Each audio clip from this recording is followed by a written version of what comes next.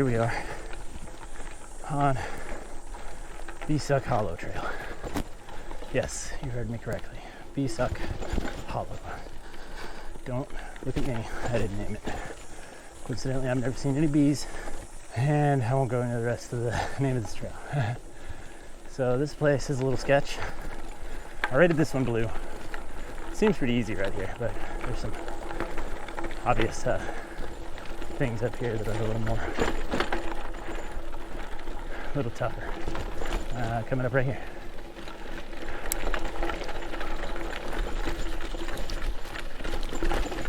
I don't think I've ever made it up this, and ooh, I did it. I'm getting better at this. Yeah, so there's quite a bit. Ooh, that was my toe on that tree. That was bad. Hopefully my tire doesn't pop there. I got over that stuff though. Look at that jingling. That is CO2 cartridges in my bag, because I carry more than I should. I had them wrapped in a paper towel individually, so as I bounced around they don't jingle, and every now and then they come out of the paper towel and start jingling. It gets really annoying. So I'll stop here in a minute, see if I can't fix that. Oh, I had that too. Let me take a break. I'm gonna walk this for a second. Really didn't want to ride this little chunky spot. Look, for all the new people out there, myself included, don't kill yourself out here on the trail. If you're tired, get off the bike. Walk it. It's fine. Don't push yourself too hard. That's all I'm saying. So at the end of the day, it's supposed to be for fun. Like, I do this because I find it absolutely exhilarating to fly through these little flowy spots like this. And I find it challenging to do this technical rocky stuff too. But you know what? I'm going on 40 years old, and I spend a whole lot of time playing video games, sitting around, doing nothing, getting way out of shape. I'm not too bad now, but that's because I've been doing this for 6 months. And let me tell you, the first couple of times were horrible. Absolute horrible. Might go less than a mile, practically fall off my bike because I couldn't breathe. Not to mention, my daughter and I started doing it at the same time, and we didn't even go to trails at first. We were just going like local recreational park in town. Had a little gravel path that went in a circle, and even that, I tell you, like, one time around, maybe not even a mile, and whew, we'd have to stop, sit on a bench. It was fine. We had some quality time with the kid. But now, it's nothing to us to break out 3 miles or so and then take a break. You know, which is still, I could go further, but again, I'm not trying to push the kid too hard. It's supposed to be fun. Riding through the trees, getting to see some nature. It's good to learn how to drive, mountain biking, road biking, whatever kind of biking, anything where you gotta shift the gears. It's good for learning. I am dying here. I'm gonna take another break. We are almost back where I took my break. I'm gonna pull up right here, grab a drink of water before I go on any further. At about 50%. Cool, because I got some more trails I want to show you guys. Water time. Infinity mirror. Alright, cool. Here we go. Let's go finish the South River Loop, since I didn't do that earlier. Oh, you know what? I forgot. I'm going to have to take care of this jingle. It's gonna drive me nuts. Some shade right here. Another pro tip for riding trails in Texas. Whew, stop in the shade. Enjoy your break. You don't want to stop in the sunlight. It is miserable. So for those of you wondering what I got going on here,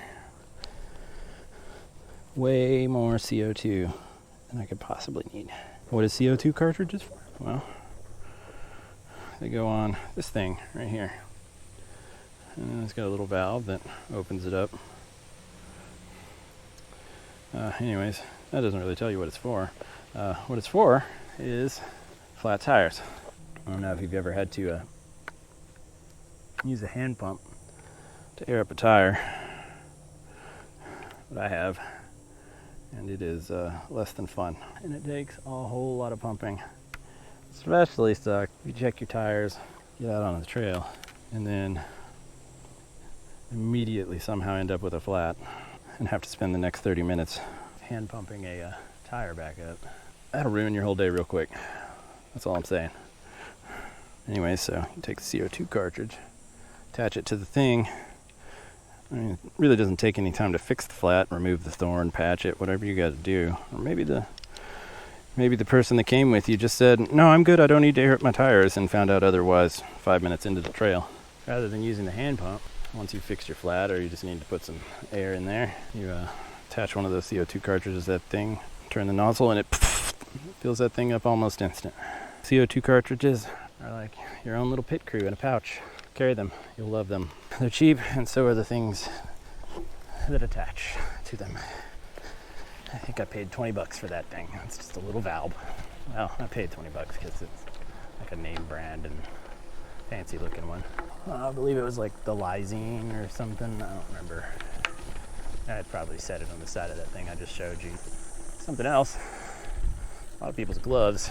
I don't know if you can see it. Microfiber. You've seen me wiping my face there a whole bunch. A little microfiber spot on the thumb. It's great for wiping the sweat. You know, just be kind and occasionally wash your gloves. You'll be all right. So this is the prairie section of the South River Loop Trail. As you can see, long, flat, smooth, dusty, hot. Absolutely hot out here. Another tip in Texas, everybody's free.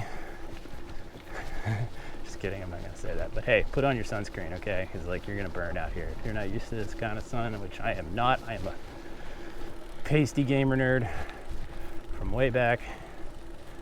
5 seconds in the sun, and I look like a tomato, and not a green one. So, lots of sand, very smooth. And here, up here in a bit, we'll switch over to the prairie loop trail, which is kind of funny.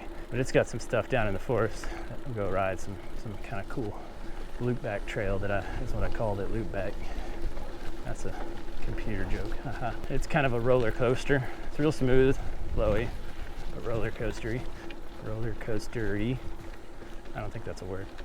Anyways, you can go up, down, up, down, up, down, up, down, and then it ends with this downhill stretch. It's very short, but it's kind of sketchy. Whole lot of exposed roots. It's almost kind of like drop after drop after drop, but they're like short drops, so I don't know. I just kind of imagine flying down a staircase on a bicycle. It's pretty much what it's like. Last time I did it, I had the kid record me. Maybe I'll throw some of that footage in right here. Anyways, had the kid record it, and I was coming down, it almost ran into a tree, dropped my chain. It was probably the worst run I'd ever had at that. We have now crossed over onto the prairie loop. There's a trail right there I found. Looks like they've been maintaining that now too since I mapped it. Like, first time I went down it, it was overgrown garbage. Like, you could barely see the trail at all. It looks like it had been one at one point in time, and then they just quit maintaining it. But I guess since I've mapped it, people have actually come out and ridden it, and it looks like somebody cut the grass for it. So we'll go down that one here in a minute too. Here's where that rooty stuff comes out. Yeah, you can see that. We'll come back to that. Turn for it's up here. Yeah, so once you get back into the forest, like I said, it's like a whole bunch of different biomes in this little park. You got forest, you got river area, you got prairie, you got trunky ridgeline, you got sketchy cliff mountains, you got sketchy stuff all over the place, really. So there's a couple of little offshoot trails here. I haven't mapped a couple of them, but not many of them, because you can tell they're not maintained. Like one of them over here to the left just kind of goes down, and then there's a tree in the middle of the trail. And you have to turn around and go back the other way, but they kind of all go back to this loop back trail that I'm about to turn onto. So here we go on this. Take this turn a little wide. so far. This is the only berm in the park that I know of, and honestly, the placement of this berm makes no sense to me. So nobody's going to climb up those roots from the other side, so why do you need to berm up and to the left to get onto this trail? Makes no sense. Feet set.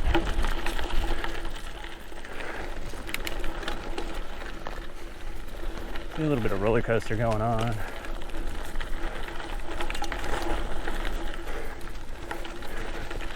And then we'll come around the corner.